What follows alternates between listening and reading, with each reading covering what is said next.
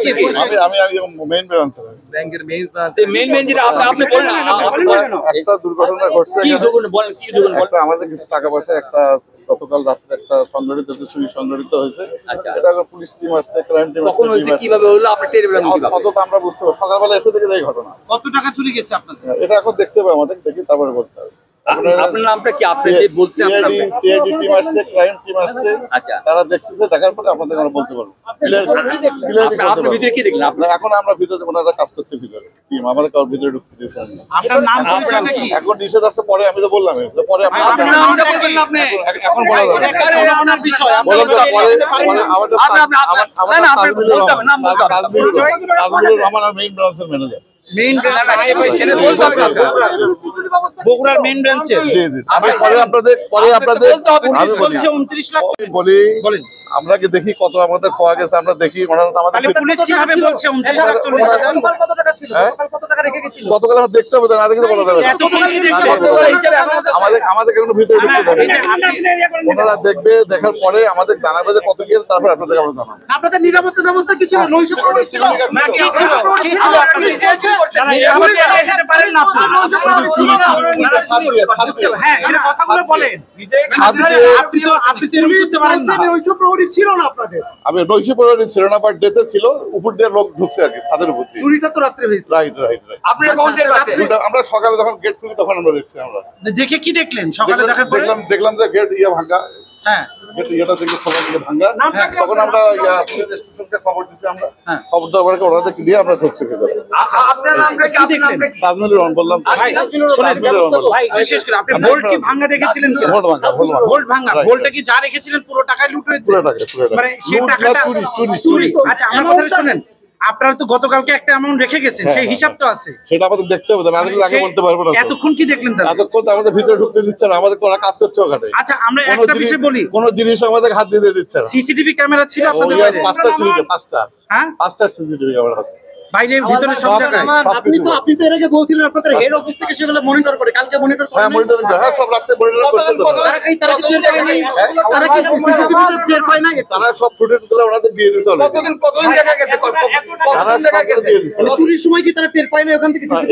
এটা এখন আমরা হেড অফিসকে জানাই দিচ্ছি। কতজন দেখা গেছে? আমি বলি দুইজন। এখন আমরা জানা দিচ্ছি হেড অফিসকে, হেড অফিস একটা ব্যবস্থা নিয়েছে। আমি পরে জানাই দেব। একটু তাজুলুর ভাই, এতগুলো টাকা থাকার পরেও কোনো নিরাপত্তা প্রহরী ছিল না কেন আপনাদের? না নিরাপত্তা পরে রাতে থাকে না, আমাদের সিস্টেম নাই আমার। কেন আপনাদের জেলা পুলিশ সুপার বলেছিল রাতে রাখার জন্য? কোনো তালা ছিল না ভাই। না তালা ছিল, আমাদের 5টা সিসিটিভি ছিল, 5টা সিসিটিভি আছে, সব দেখা যাচ্ছে কে কি সব দেখা যাচ্ছে। ভাই সাধু ভাই, ভাই কই? হলো আপনার একটা ব্যাংকের রাতের বেলা নিরাপত্তা থাকা দরকার। ব্যাংকের রাতের বেলা কিন্তু নিরাপত্তা ছিল না। আজকে শুনতেছি যে আপনার ওনাদের রাতের বেলা যে আপনার ওই অ্যালার্ম থাকে, আপনার ওই সেন্টারের সাথে যে কানেকশন থাকে, সেই অ্যালার্মটাও নাকি বন্ধ ছিল। ওটাও আপনি সংকেত দিতে পারেনি। এ পর্যন্ত জানতে পারলাম। আর ডাকাতি চুরির ব্যাপারটা আমরা সকালবেলা এসে জানি, দোকানে আসার পরে জানতে পারলাম যে ব্যাংকে টাকা চুরি হয়েছে। আপনার কি অ্যাকাউন্ট ছিল ব্যাংকে? জি আমারও অ্যাকাউন্ট আছে। লেনদেন করতেন? আমরা নিয়মিত কাস্টমার, আর পার্শ্ববর্তী যেহেতু এখানে লেনদেন করতে সহজ হয়, এই জন্যই আশেপাশে সব ব্যবসায়ীকে দোকানদারদের আপনার অ্যাকাউন্ট আছে। বগুড়া জেলার আইএফআইসি ব্যাংকের একটি উপশাখা রয়েছে শহরের মাটিরাইল এলাকায়। আমরা জানতে পেরেছি সকালের দিকে যে এই ব্যাংকে চুরি ঘটনা ঘটেছে। আমরা আসার পরে আমরা প্রযুক্তিগত বিষয়টা দেখে আমরা মোটামুটি নিশ্চিত হয়েছি যে এটা একটা চুরি ঘটনা ঘটেছে। এবং এই আইএফআইসি ব্যাংকের মাত্র 2জন কর্মকর্তা রয়েছেন এবং একজন ওয়াচম্যান এবং একজন ক্লিনার রয়েছে, এবং এই তাদের হচ্ছে জনবল। এছাড়া রাতের বেলা কোনো নাইট গার্ড তাদের এখানে থাকেন না, এবং তাদের যে একটি সিস্টেম রয়েছে, অ্যালার্ম সিস্টেম রয়েছে, সেই অ্যালার্মটা আসলে তাদের আমরা যতটুকু জেনেছি যে এইটা সে মধ্যে কাজ করেনি, কোনো টেকনিক্যাল গ্লিচ থাকতে পারে। আমরা যেটা দেখলাম এই মুহূর্তে আমাদের কাছে যেসব বিষয়ে মোটামুটি আমরা পৌঁছতে পেরেছি একটা প্রাথমিক সিদ্ধান্ত, যে প্রাথমিক একটা বিষয় থেকে এটা কিন্তু চুরির ঘটনা ঘটেছে, এবং আমরা পরবর্তীতে আপনাদেরকে জানাবো যে এই ঘটনাটি কীভাবে ঘটে থাকতে পারে এবং কারা কারা জড়িত থাকতে পারে। আমাদের একটু সময় দিতে হবে, আমরা আশা করি সেই সময়টা আপনারা আমাদেরকে দেবেন, এবং আমরা বগুড়া জেলা পুলিশ সর্বোচ্চ চেষ্টা করছি আমাদের পুলিশ সুপার স্যারের নির্দেশনায় যে এই সমস্যার জন্য আশু সমাধান করা যায়। আপনারা জেনে রাখবেন যে আমাদের পুলিশ সুপার জনাব সুজিত কুমার চক্রবর্তী ডিপিএম স্যার 2.5 মাস পূর্বে বগুড়া জেলার সকল ব্যাংকের ম্যানেজারদেরকে নিমন্ত্রণ করেছিলেন এবং তাদেরকে তিনি বিভিন্ন ব্যাংকের যে চুরি বা অন্য কোনো দুর্ঘটনা ঘটে এই সংক্রান্তে পুলিশ সুপার স্যার তাদেরকে দিক নির্দেশনা দেন। এক্ষেত্রে তিনি 6 দফা দিক নির্দেশনা দেন এবং তার মধ্যে ছিল নিরাপত্তার বিষয়টি বেশি গুরুত্ব পেয়েছিল এবং ঈদ উপলক্ষে আরও যেন বেশি গুরুত্ব দেয় সেই বিষয়গুলো ছিল। সেক্ষেত্রে আসলে ব্যাংকগুলো স্যারের দেওয়া যে ইনস্ট্রাকশন ছিল দুর্ভাগ্যজনকভাবে সেগুলো তারা কেন জানি তারা অনুসরণ করছেন না এবং নাইট গার্ড এখানে ছিল না, নাইট গার্ড রাখা উচিত ছিল, এটা খুব অতীব জরুরি এবং আমাদের স্যার যেসব নির্দেশনা দিয়েছিল সেগুলো আসলে ব্যত্যয় ঘটছে এবং এখন এইসব যে মূল বিষয় যেটা হয়েছে আমরা এখন সর্বোচ্চ গুরুত্ব দিয়ে এই চুরি ঘটনার রহস্য উদ্ঘাটন করবো, কারা জড়িত শনাক্ত করবো এবং গ্রেপ্তার করবো। আমরা যে চুরি হয়েছে টাকা চুরি হয়েছে সেই চোরাইকৃত টাকা উদ্ধারের আমরা সর্বোচ্চ চেষ্টা চালাবো এবং আমাদের কালে বিলম্ব না করে আমরা এই কাজটা আসলে বেশি গুরুত্ব দিচ্ছি। ধন্যবাদ। আরেকটা বিষয় সেটা হলো যে ব্যাংকে অনেক কিছু নেই, তার মধ্যে কি সিসিটিভি ক্যামেরার আওতায় ব্যাংকটা ছিল কিনা সেটা যদি আমরা এই বিষয়ে পূর্ণাঙ্গ তথ্য দিব না, এখানে সিসিটিভি তো ব্যাংক রাখেই।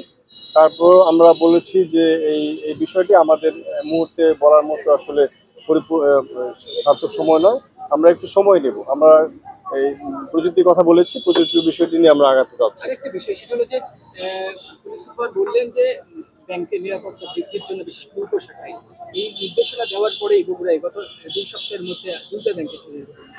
আসলে বগুড়া আসলে ব্যাংকে চুরির ঘটনাটা বেশি ঘটছে, এখানে আইন শৃঙ্খলা বাহিনীর কোনো দুর্বলতা আছে কিনা? আইন শৃঙ্খলা বাহিনীর কোনো দুর্বলতা নেই এবং আইন শৃঙ্খলা বাহিনী সর্বোচ্চ চেষ্টা করে রাতে টহল করে। বিশেষ করে রাতে টহলের ক্ষেত্রে আমাদের পুলিশ অফিসার নিজেই খোঁজখবর রাখেন সারা রাত ধরে, আমরাও খোঁজখবর নেই। এক্ষেত্রে কোনো পুলিশের তরফ থেকে কোনো রকম ব্যত্যয় যদি থেকে থাকে সেটা আমরা দেখব। যদি কোনো কাজকর্মে যদি শিথিলতা থাকে সেটা থাকবে, তবে আমরাও সারা রাত আমরা মনিটর করি, আমরা খোঁজখবর রাখি এবং আমরা সর্বোচ্চ চেষ্টা করছি যেন এরকম ঘটনা না ঘটে। তবে এই ঘটনাটি ঘটেছে আমরা চেষ্টা করবো সমস্যাটা রহস্যজনক করতে। পুলিশের থেকে শৈথিল্য রাখার কোনো সুযোগ নেই। সর্বশেষ একটা প্রশ্ন ছিল, এর আগেও যে ঘটনাগুলো ঘটছে সেগুলো আসলে এখন তদন্তের কোন পর্যায়ে আছে? Rahman আইবাইসি Bogura main run